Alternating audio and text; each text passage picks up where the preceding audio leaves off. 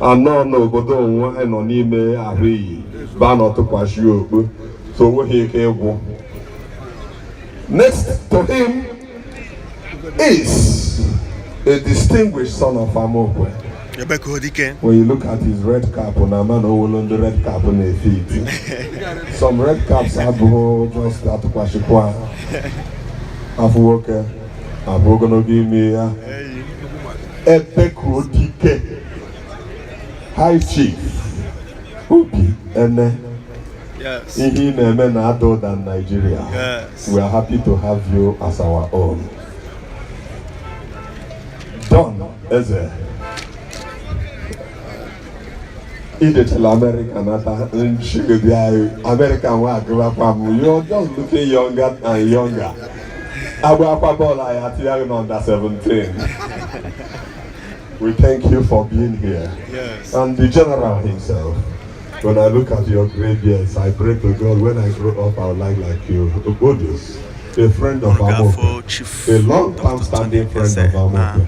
Oh yeah, in fact, you will not go back again to Ogoja and even Port Harcourt and Abuja. A friend indeed and in need. You're welcome. Because Oji Wagwati na n'aka ayabu ha Hausa.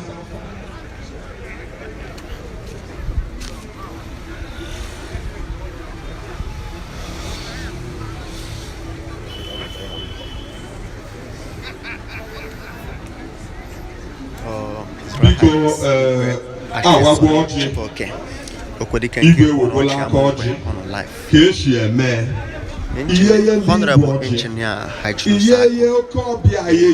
distinguished and is here live. Before I should not Jesus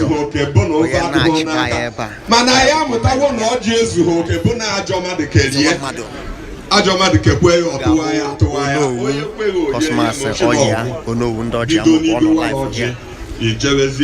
don't break the protocol. What you want to look at the Nine. We will all of us. We open up Yalamo with Torji and Tata Gamni, Tatan, the Tata Yaka, Tata here where. Also, Nayelu go keep will also read the Walamala.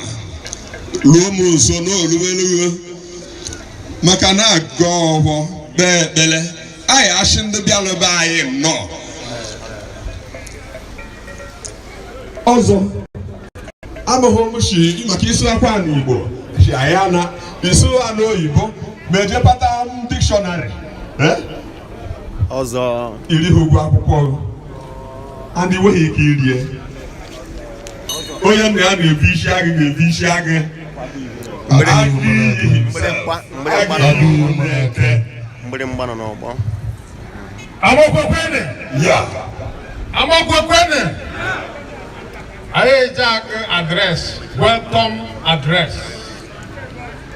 Welcome address to the very distinguished Senator Osita, the Senate Minority Whip, Dike Eje Jemba 1 in Enugu State.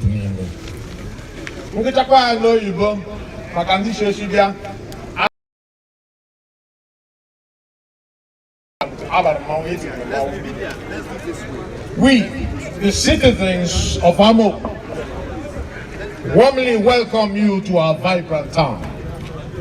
We are culture and tradition tribe. Your visit is a testament to the strong bonds of friendship and association you have fostered with our communities. And we are honored to celebrate with you. We acknowledge your remarkable leadership journey, marked by dedication, passion, and selfless service. Your exemplary performance in the Senate of the Federal Republic of Nigeria has earned you recognition and respect, and we are proud to call you our own. Your strategic contributions to the Senate and dedication to Enugu West Senatorial Zone has brought tangible benefits to our various communities in our senatorial districts, as included in the 2024 Appropriation Act. We appreciate your efforts to preserve and promote our cultural heritage, and your presence at our New Yam Festival is a testament of your commitment to our traditions and values.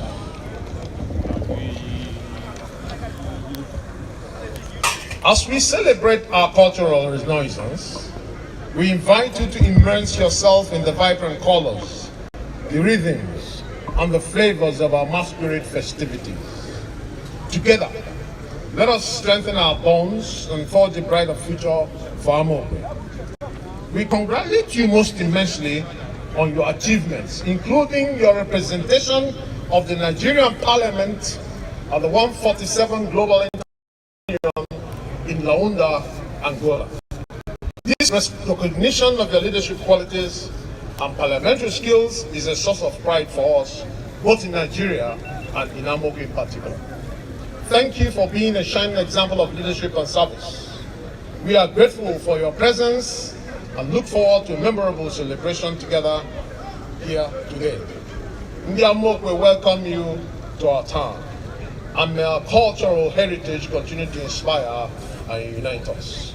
Signed, on behalf of Ndi Amokwe, thank you very much and welcome to our community.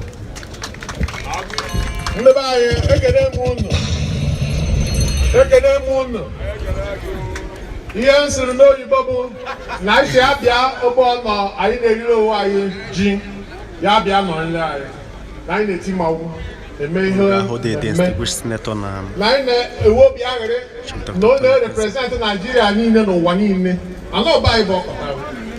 We don't want the arena, I need to I read me, I get more to now. You take a name, won't you take one over, but you are young.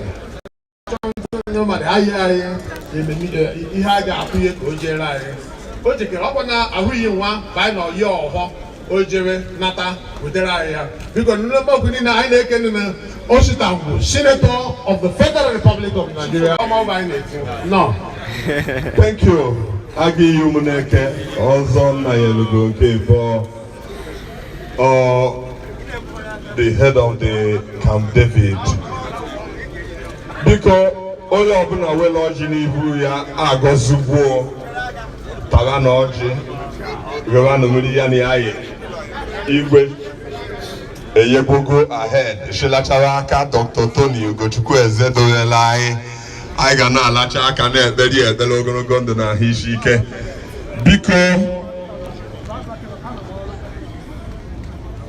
anyị na-abanyezu item 7. Yam is the king of foods, not only in Amokwe but in the entire Igbo land. We celebrate this festival, Ochuchu Afor. I chukwu aba ya na eri ji. I na asi, I na ebi, I na ahia n'ọkụ, I na ebi awai. Onye n'iji ihe a na-eri hoji. I want to hear Chineke on Amokwe never. All children the man eri atairu. Ogbeshu. Ifeanyi Aneke. Amokwe. Chief Lukanebo. Agika uzewe. Ayekene. Ogbeshu omigwe. Amen. Amen. Ayekene unu. On the entourage senator. Amokwe TV. Because we got for article on our life. Then I want them man. interlude. Them man. I interlude. Them man. What believe the interlude? You can add the jebo. Them man. I can add the jebo. On nene. You can do jebo you biam. I should go no ebo no megano na akochekwa. E wo kwado te wo temma. E je awaji wa. Professor Frank LGA on our life. We got for chief engineer Ike Oja on our life. There man. I can noon. We got for Professor Nze Joe and we got who Anna Budo. There man. anyị na-ekele gị otigbo ya general nnukwu nwoke anyị ekele unu ga-ahụ honorable Tony Aneke Tony Mansa ọ nọ live nnukwu SA bụ ọ bụ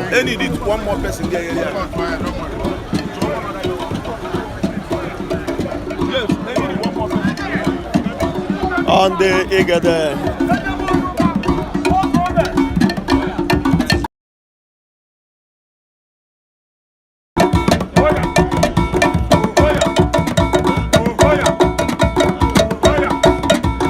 Amen.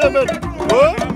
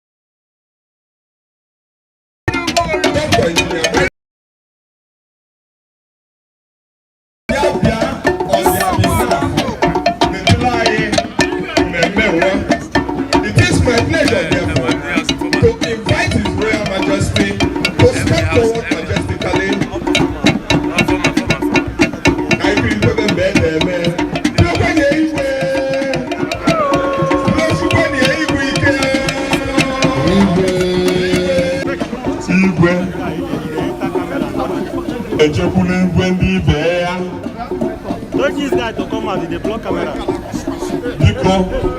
I got on Akuko. Hey, find your way. You make a spot. You should only this person and this person. Because no paparazzi, no say photo. By the side. Onuge yele na Akuko. Ndeke network de keta agbayo me agbaye ya. Onuge yele na Akuko. Ihe aja le kiri bu ihe na-eme, aya gaghị kiri azụ ndị place photo. Ọ dịkwa mkpa na unu setela ihe mana unu ga-eji nwayọ. Take your position. I know this guy. No, it's my staff. So that no one they are called by their shit. I have to at the middle of the arena. So that people see them. No, man, now about the photo, yeah.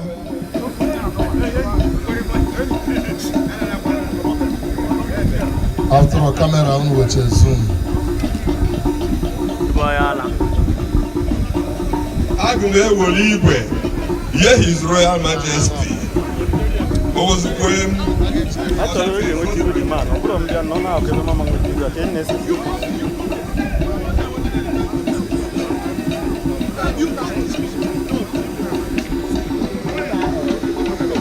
Amokwe Kenemun.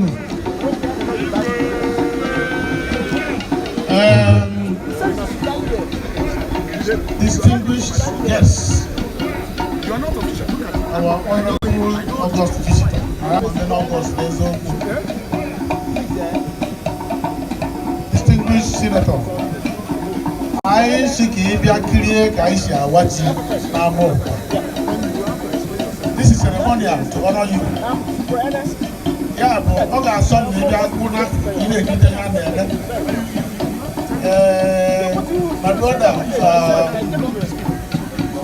Dr. Tony, ga-abịa jidere m mma aka ka m gwa ji a on behalf of ndị igwe Amokwe niile. Ilukwa Abuja, isi n'Utinubu na ijekwere bụ unu, ije nkite ihe ndị ụwa ọzọ. Ị ga-abịa jide maka nwa ọjị abụọ.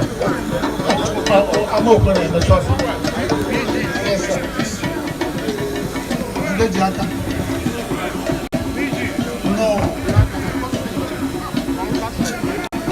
Na back, the other side. Got the other side.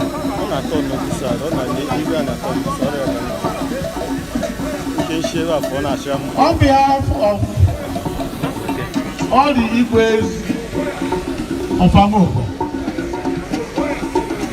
Igwe Justice, PC Oya, Igwe JC Ato, and architect for me, Chibu. Asim ka nwa ji a na-abụ unu niile. Ihe anyị ji awara ji, ihe anyị ji ewo ịwa ji festival bụ ka anyị kelee Chukwu for a resourceful harvest. Omenala ya bụ anyị na-eme, ndị Juu na-eme. Anyị ayọọ mmụọ Chukwu mgbe anyị kọkwa ji next time iji metekwe ọfụma ma ọka ma egusi ma ihe niile a na-akụ n'ubi. That bụ ceremonial marking of ikele Chukwu maka ihe anyị harvest n'ubi anyị. Chukwu mee ka ọzọkwa bịa. So nne m nwoke Dr. Tony Eze bịa jide mma aka ka anyị gwa ji a in the name of Senator ga na-ekiri ya ekiri. Ọ gara ikiri ka anyị si awa ji. Anyị na-awa ji a n'afa ndị igwe niile nke Amokwe, n'afa nke nna na nke ọkpara na nke mmụọ nsọ. Amen.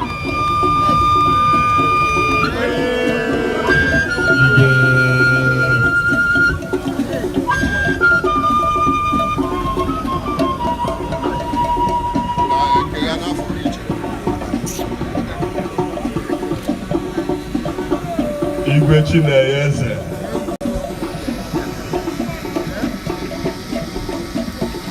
Bido waji nwa ọgụrama ọmekeke ndị igwe sikwelu distinguished senator silu Dr. Tony Eze silu ndị dịka ebum ụzọ sikwelu na esilu ọ ya bụ na-eriwe ji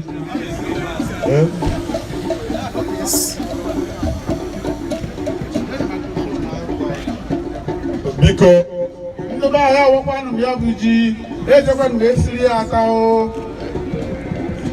Igwe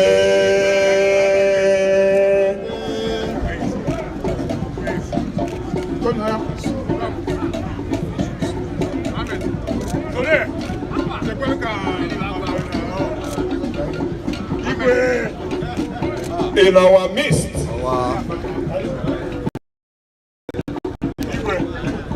In our midst is Senator na Esilichi. An eminent Igbo son. Senator na Esilichi. Chairman Emerit and a friend of Amokwe. Former Minister of Information on the Amokwe.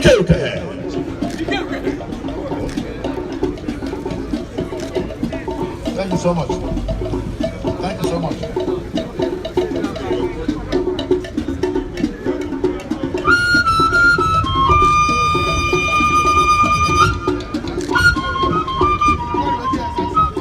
Na-eswela na-agwa ya bụ shesa na-agwa ya ebe ọ na ọ dị oke mkpa biko ọ na-eshekwa vidiyo ka ndị ọzọ na-ahụ ihe na-eme na Amokwe.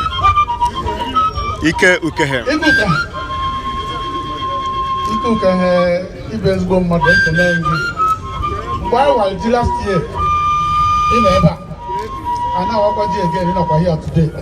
Igede ndị ọjị biko awa ahịa eri eji ihe na ahịa igede ọ mebe emebe Biko Igwe dị ndị ọjị. No. I am the distinguished Sugar from I shall be watching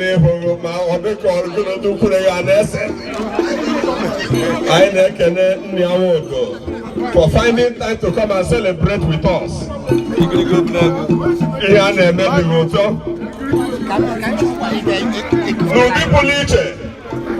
I na-anabata Igirigu ọwachila Amokwe bụ and in quick succession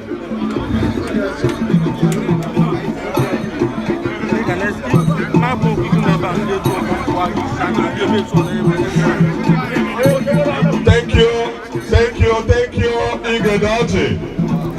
Thank you Olokagake. I have band the next music.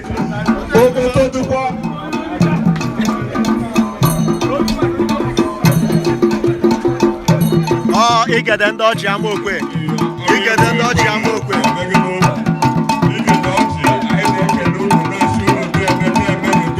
There are many.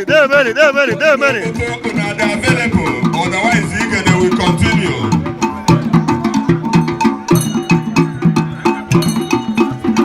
Because Kaisi Webu Nambo, Ayatoho, in front of the royal deck. We open a Jilawayo diffuse, so Kaisi Jilawayo. The PG, all of us give the protocol of ELG. We open a free. And altar is the first law in heaven. Let me quickly recognize my brother Barrister Cranwell Chibuzo. Chibuzo is one of the lead level counsels for Amokwe. Dr. Ernest Chime. I am a Canary. Now, Papa, you open a call. Mobuki, she will know Lachako, coach, may we follow the medical unit. Boko Hapakala. Open on a tiny shim or Batanavo. You megano. Biko Mota Batapaneba Noa. Yanolo, that side, Ayada Hikri Moto, or Madu Baby Alikri. Obufi Silas Chime, I Nekanega. Ono Etiti Amokwe. Ono Wundo Kagondo. The former Minister of Information and the former President of Ohanese Ndibo, Obialino Elaye, Bo Honorable Nya Nwodo Ike Ukehe. He's here live. Also, let's celebrate high name Meta. I not share them. Igwe Awagoji, Pastor Architect Choose Eze. Oh no. Maybe so who will be una papalomia. I'm a Miguel.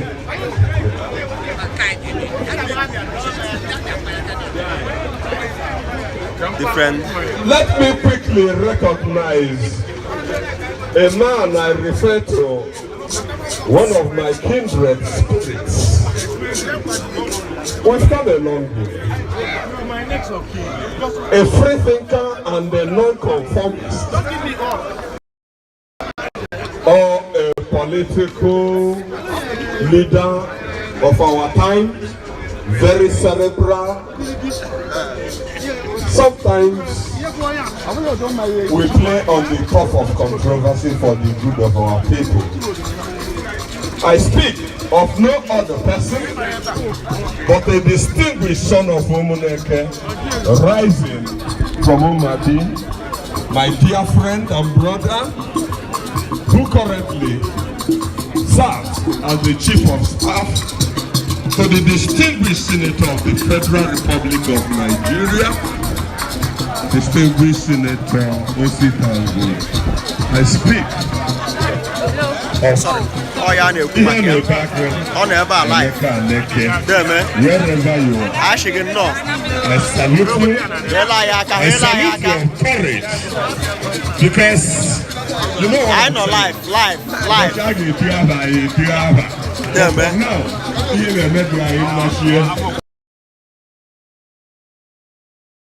for the mayor elect is ya go no why chafla on the live and direct na Amokwe I na ekene ga I na chicken no oh dem on live broadcast ono why na ekene gi dem gonna lolo gi dem no ono ndi etiti Amokwe ya bala gi I na ekene kwe ndị ọzọ shi ebe dị iche iche ya no line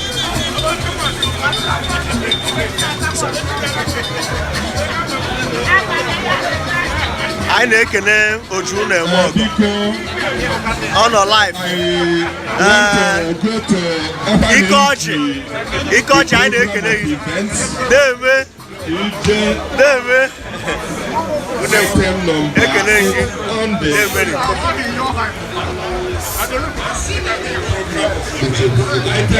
on live we got the former PG of Amokwe who goes to challenge Aneke. I need them ever live. I know she had no. We got for the former supervisor of head to the government area, Honorable Joy Chukwemeka.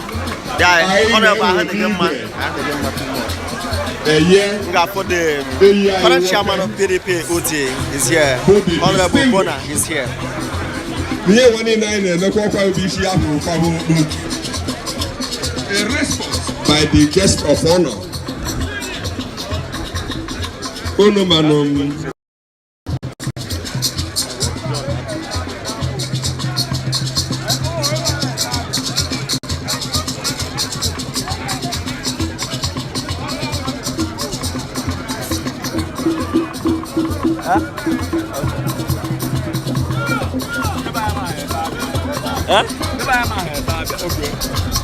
I'm a metal. Off. Hey! Hey! Off. I want. Yeah, that knows. Yeah, go. You will Azabia. You will not go and meet it.